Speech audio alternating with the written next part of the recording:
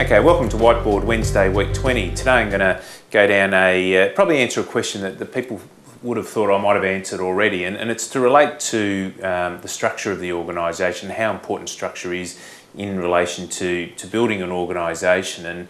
And perhaps one of the reasons I haven't talked about it to this point is that I think it's a little tad overrated, and I think people can often point to their organisational chart or point to a document or a manual or something like that and somehow think that that is in fact the reason for establishing and developing accountability within an organisation.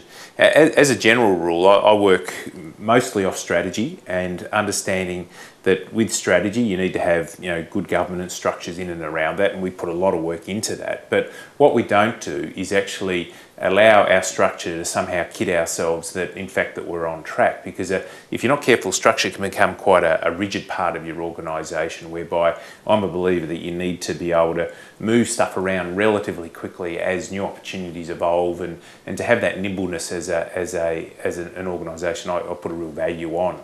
But you need to have structure, because structure does relate and create at least the base level accountabilities that you often need, where people like to have definition as to what their role is. But as I mentioned earlier, that I don't want to have that definition in place of what would hopefully be a creative attitude to where they can in fact take their job.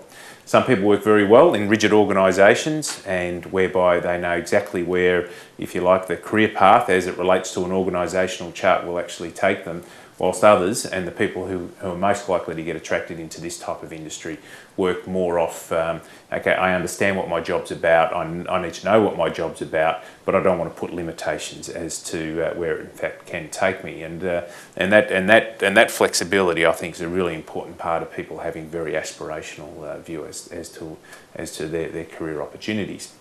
But in general terms, we still work as a corporation, and what I talk about won't necessarily suit everyone who comes from the Australian Institute of Company Directors. This is how structures work, and this is what must happen in organisation. And yes, you need to have your base level governance, and yes, those things do give you confidence, and they're absolutely vital, particularly as it reports to, as you have your reporting mechanisms through the line to our board.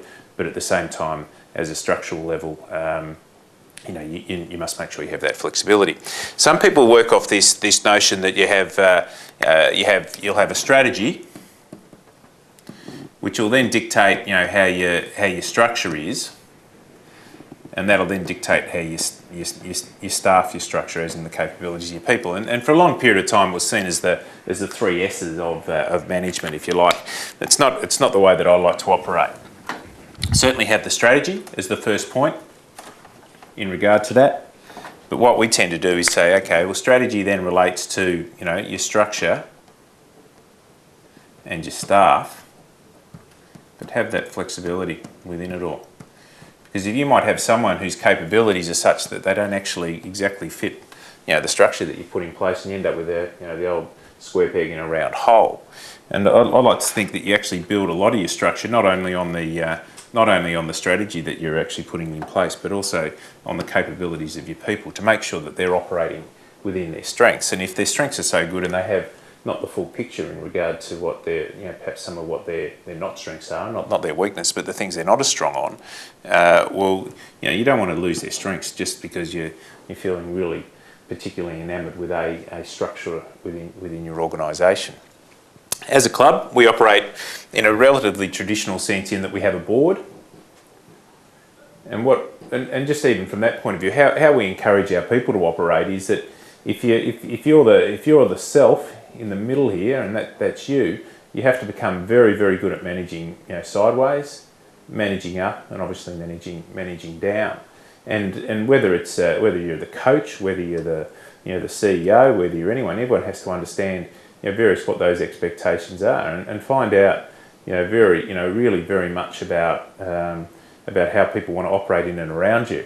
And we've done a lot of work on this level. I think this is the level where there's often the most vulnerability, where people they'll show the least amount of care in regard to that. They think often about how they please the boss, or they think a lot about how they look after their own staff, but often the most important relations are actually sideways, and as they get other people to buy in on their vision, particularly as it needs to relate. And the classic example here would be, if our football guys, for instance, would become very weren't very respectful and weren't buying in on what was happening, say, at a commercial level here, or a community level here, well, our programs won't survive and they won't work well. So making sure people operate that, and again, that comes back to this notion here. But I report to a board. We've got an excellent board, and a board which is very aware of these things that we're seeking to actually establish. So we have a CEO. Our organisation fundamentally breaks into three areas, of which football is obvious in that sense. What is vaguely, and it's a very broad base, this one, I'll call it commercial, but I've never actually really come up with the right title. Some people call it the marketing department, some call it other things, but I'll call it basically the things which are at the hub of our organisation in regard to the more commercial activities that we actually have, or the things which ultimately create commercial activities. An example is our fan development or supported development programs are with a view of growing our club, and so therefore hopefully commercialising on a longer term basis in regard to that, and that the areas that then come under that are the more operational. And coming under the operational, and we don't specifically talk about operational or have a separate area calling finances. That actually comes within that context, and I'll come back to that in a moment. From a football point of view, it breaks down into three areas. The first one is the list management area. And so, as it turns out, I don't actually have a specific report in football. I have two reports, which is list management and who is Tim Harrington. And in this area here, I have then a GM football ops. I'm going to have to change this around a bit in a minute as we go through this. Is Chris Conley. And the interesting thing, technically, Dean Bailey is a senior coach, reports to Chris. But Dean is part of that, and it's not, and this is where people can get really caught out on structure. Look, you're basically saying that one of your most important staff members within your organisation effectively ends up on a third line of betting, if you like, in regard to that. But this role is the most important decision we actually make. So there is also, we make sure there is also a direct, working relationship in regard to into those areas as well. So that becomes a key component of it. And under Dean, obviously, you have your assistant coaches, of which we have 4 full time. You also have, and working closely with Chris, your academy, which is Kelly O'Donnell and the guys there, all your sports science.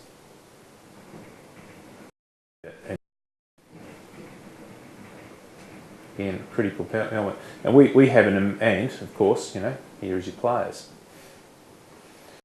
Within our organisation, we have a massive amount of investment in all of these areas, and so this is fundamentally here. We say, okay, this is where we spend our money. Over here is how we actually make our money. But we basically, as part of the profit model that we've had in previous times, really focus on what we actually need.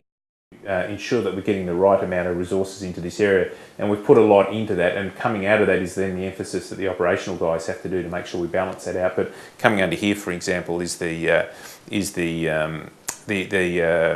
facilities which we need to actually do, both to generate revenue for us, but also to provide these guys with the right sort of access to facilities which enable them to do their job. And the challenge was for these guys to say, okay, we're going to put an outstanding sports science department in place. Well, we can't expect to do that at the Junction Oval, and that was obviously a key achievement to get into AAMI Park.